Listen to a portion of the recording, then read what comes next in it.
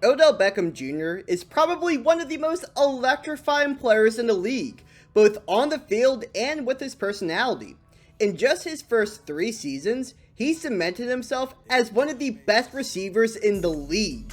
And even though he has been dealing with injuries the past couple of seasons, when he is on, it's hard to find somebody better than him. But as we all know, OBJ has seen a lot of struggles regardless of his health, especially during his tenure in Cleveland.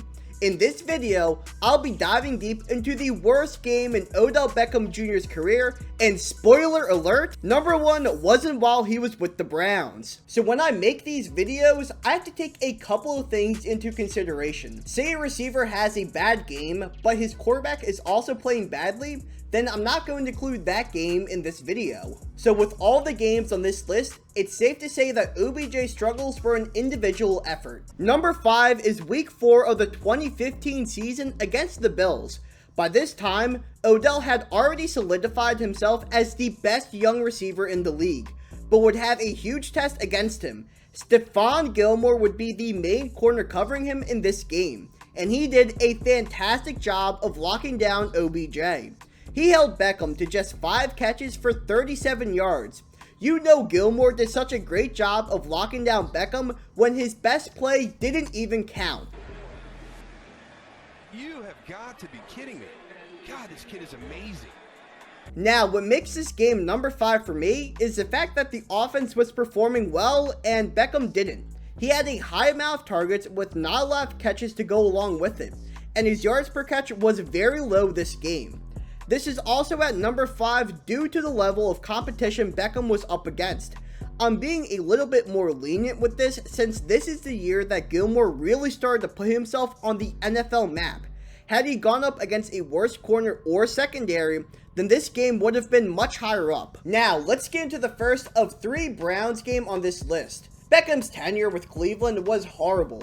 An okay season mixed with some injuries and off-the-field issues led to the Bears spoiling horribly. And while he was with Cleveland, Beckham tended to struggle a lot against the Baltimore Ravens. Number 4 is going to be week 1 of the 2020 season versus the Ravens. Now, there are a couple of prior circumstances you have to take into this game. Mainly the fact that this was the first game of the COVID season, which had a shortened training camp and no preseason. So Odell was really nowhere close to midseason form, but at the same time, so was the Ravens defenders, which kind of evened this matchup up a little bit. Speaking of the Ravens secondary, they have been one of the best over the past couple of years, and have done a fantastic job of not only shutting down Odell Beckham Jr., but other top receivers. In this game, Odell had a good 10 targets, but only 3 catches for 22 yards, including a couple of drops. Now, to be fair, Baker Mayfield didn't have the best game, the offense didn't really look in sync, and this was also the first game for new head coach Kevin Stefanski. But if you have 10 targets, then you are expected to have more than just 3 catches, and of those 3 catches, one of them was for only 1 yard, and actually ended up going back some due to a penalty, and 16 of his yards were gained on only 1 play. He also failed to get into the end zone at all. Now, there were a couple of penalties committed on plays where Beckham was targeted, which can be traced back to the unique circumstances of this game, but Odell had a couple of chances to make big plays and failed to do so. Number 3 is another game against the Ravens. Now, this was week 4 of the 2019 season, which meant it was a normal game in a normal season. So there were really no excuses as to why Odell struggled in this game. Leading up to it, OBJ was off to a fantastic start with his new team, averaging nearly 100 yards a game while getting a boatload of targets. This was expected to be the same going into week 4, but the Ravens secondary was looking to lock him down. This was clearly the game plan for the Ravens to shut Beckham down. You can tell that because it allowed for Jarvis Landry to act as wide receiver 1 for a game, and he popped off. Beckham playing bad against the Ravens was a pretty common theme while he was with Cleveland. They always game planned well against them, and you have so much talent in that defensive backfield. It led to Beckham having a couple of subpar games in the past 3 seasons. The second worst game of OBJ's career is week 8 of the 2021 season against the Steelers. Now, this was Beckham's last game he ever played with the Browns, and this was really the trigger to force him to be released from Cleveland. Not only was this one of the worst games in his career, but it's also one of the saddest and best, if that makes sense. It's one of his worst games since he only had one catch for 6 yards. It's sad since an incredible receiver like Beckham should never have a game like this. But it's also one of the best since it ended a toxic relationship between him and the Browns, which led to his release and in turn got him a Super Bowl win with the Rams later that season. Now, this game actually wasn't in that compilation that OBJ's dad posted. You know, the one that got him released from the team. But this definitely was the start of the turning point that led to his release, only having one target and one catch. It was pretty hard ranking this game.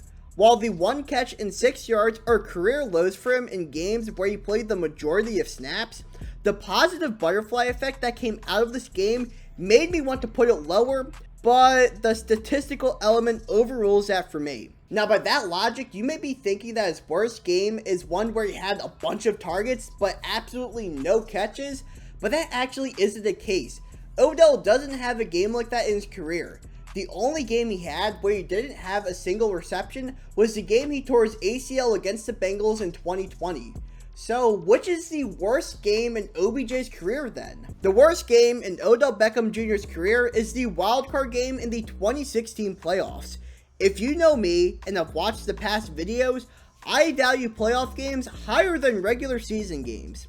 This was the first playoff game in OBJ's career, and it did not go well for him or his team.